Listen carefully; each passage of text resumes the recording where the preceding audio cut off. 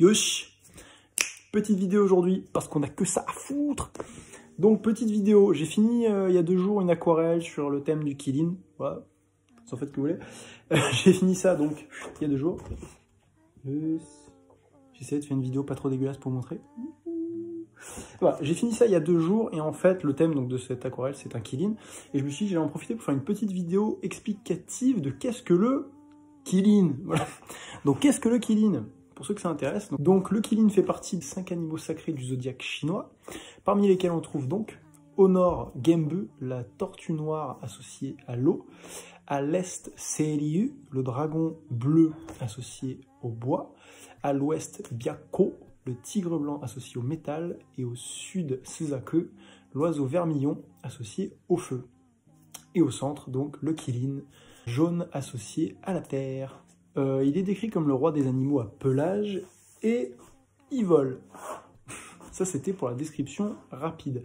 Ensuite, on va passer à une description physique. Quelle est sa représentation? Donc, on va prendre la représentation japonaise, parce que la chinoise, elle est vraiment tendue. En général, tout ce qui est animaux mythiques chinois, la description officielle, elle est tendue et c'est quasiment indessinable. Par exemple, le dragon a une tête de chameau, des yeux de lapin, des oreilles de vache, et le phénix a une queue de carpe. Ça peut être cool. Je vous laisse dessiner, j'attends de voir vos trucs. Il y a des descriptions détaillées sur Wikipédia, je crois. Allez chercher. Mais bon, la description donc japonaise du Qilin, elle est assez simple. C'est un corps de cheval ou de cerf avec une tête de dragon, une corne, 2 cornes ou 3 cornes. Ça dépend. C'est plutôt une en général. Des sabots, des écailles, ça peut avoir du pelage. Et une queue soit de bœuf, soit de chichi. Les chichis, c'est les lions chinois. Donc on va dire une queue assez panachée. Signification. Pour déjà voir un Qilin, c'est de bon augure, ça porte chance, on est bien. À savoir que le Qilin n'apparaît que lorsque le gouvernement ou le souverain en place est sage et vertueux. Voilà. Donc il y a quelques textes que j'ai lus, certains auteurs chinois qui disaient que, donc c'est des textes qui ont 500 ans déjà, qui disaient que les humains étaient trop nombreux et les gouvernements n'étaient pas forcément justes, sages, vertueux, etc. C'était la raison pour laquelle on voyait plus de Qilin, parce que les Qilins ont dit non, non, vous volez pas le coup, on vient pas. Voilà. Ensuite, c'est un symbole d'harmonie et de paix. C'est illustré pas mal par le fait que le Qilin donc, ne mange pas d'êtres vivants et prend soin à chacun de ses pas en fait, de n'écraser aucun être vivant, herbe comprise. C'est pourquoi il préférera voler dans les airs. Bon, comme ça, pas de conflit, on est bien. Voilà. C'est aussi un symbole de longévité, car il est dit que le Qilin peut vivre entre 1000 à 2000 ans. Voilà, ça fait une belle fourchette. Une belle fourchette. Et c'est un symbole de justice. Car la corne ou les cornes du coup que le Qilin possède sur sa tête ne sont pas des armes mais plutôt des symboles de sagesse et sont faites en chair. Et il est dit qu'il peut, grâce à cette corne, savoir si la personne en face de lui est innocente ou coupable. Voilà. C'est aussi pour ça que les personnes qui ne sont pas dans le droit chemin et qui connaissent ce mythe du Qilin évitent au maximum d'avoir des représentations de Qilin chez eux parce qu'ils se sentent un petit peu jugés. Voilà. Et pour finir, c'est un symbole de fertilité. Car il dit que voir un Qilin, avoir une interaction avec un Qilin, apportera un enfant, un nouveau-né. En général, illustre.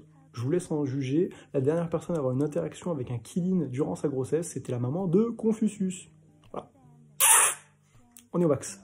Voilà. Donc du coup, il faut savoir aussi qu'au Japon, le mot Qilin est utilisé pour les girafes aussi. Voilà, pour décrire les girafes. Après, c'est compréhensible dans le sens où, bon, des girafes au Japon, en Chine, il n'y en avait pas. Enfin... Je suis pas au courant. La première fois qu'ils ont dû voir une girafe, ils ont dit « Oh mon Dieu !» Un truc avec un corps comme ça, un pelage, des sabots, des cornes en chair. Voilà, je comprends que les mecs se disent « Oh mon Dieu, c'est un Qilin !» Et évidemment, vu la signification la plus importante du Qilin, qui est que quand ça apparaît, c'est que le souverain en place est quelqu'un de juste et vertueux, je me doute que le gouvernement n'a pas dû dire aux gens « Mais non, non, ça vient d'Afrique !» Ils ont dû dire « Oui, oui, c'est un Qilin, ma race, ça claque !» On le garde, et ça c'est bien. Et du coup, voilà, ça devait être un petit peu un excès d'humilité de la part du gouvernement qui a dû... mélanger les deux significations. Et deuxième signification que beaucoup de monde connaît, je pense, c'est la marque de bière célèbre japonaise, Qilin, en fait, qui tient son nom et son logo de ce Qilin. Voilà. Voilà. Et donc, pour finir cette vidéo, je voulais juste vous dire, déjà merci de m'avoir accordé un petit peu de temps. Et la raison pour laquelle j'ai fait ça aussi, c'est parce que, bon, comme vous le savez, je suis tatoueur, spécialisé dans le style traditionnel japonais, et je tatoue uniquement en freehand, donc au feutre, directement sur les gens.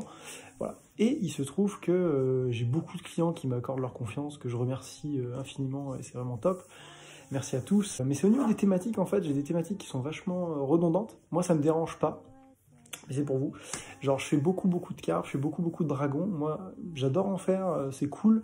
Mais je trouve ça dommage dans le sens où le style traditionnel japonais renferme énormément de thèmes différents, à tel point que je pourrais faire un motif différent par jour jusqu'à la fin de ma vie sans jamais tatouer 2 fois le même. Donc c'est pour ça que je me suis dit, je vais faire des petites vidéos comme ça pour vous présenter d'autres motifs possibles et peut-être vous ouvrir les horizons sur vos futurs projets tatou. Voilà, donc dans ces thèmes-là, vous avez tout ce qui est divinité shinto, divinité bouddhiste, le bestiaire, les animaux totems, comme je vous ai dit, des zodiaques. Ensuite, vous avez les yokai. Rien que les yokai, il y en a au moins 2000. Voilà, donc il y a vraiment plein de trucs à faire. Et en plus, on peut rajouter à ça tous les éléments de décor. Bon, ça qu'on met tout le temps, tout ce qui est nami, vagues, rochers, nuages, etc. Et tout ce qui est plantes. Donc les pivoines, les sakura, les chrysanthèmes, les momiji, les lotus. Bref, on a vraiment beaucoup de choses. Et du coup, ce serait bête de s'en priver. Voilà. Donc si vous avez des questions, si vous voulez que j'arrête de faire des vidéos comme ça, vous me le dites. Si vous voulez que j'en fasse d'autres, vous me le dites. De toute façon, je ferai ce que je veux comme d'habitude. Voilà. Mais en tout cas, je vous remercie d'avoir pris votre temps. Et plein de bisous et passez un bon confinement. Hey! Otsukaresama desu. Yes. Et petite note supplémentaire post-scriptum gratos. Concernant le confinement, bah, profitez-en.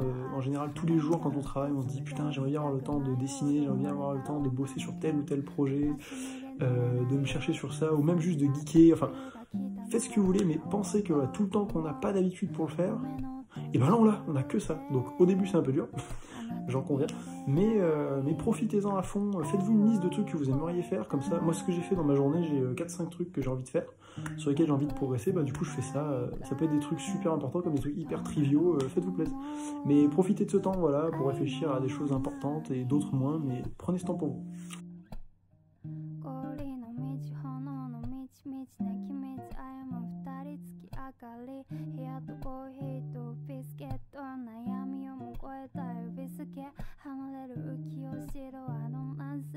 Butter 付き上がり部屋とコーヒ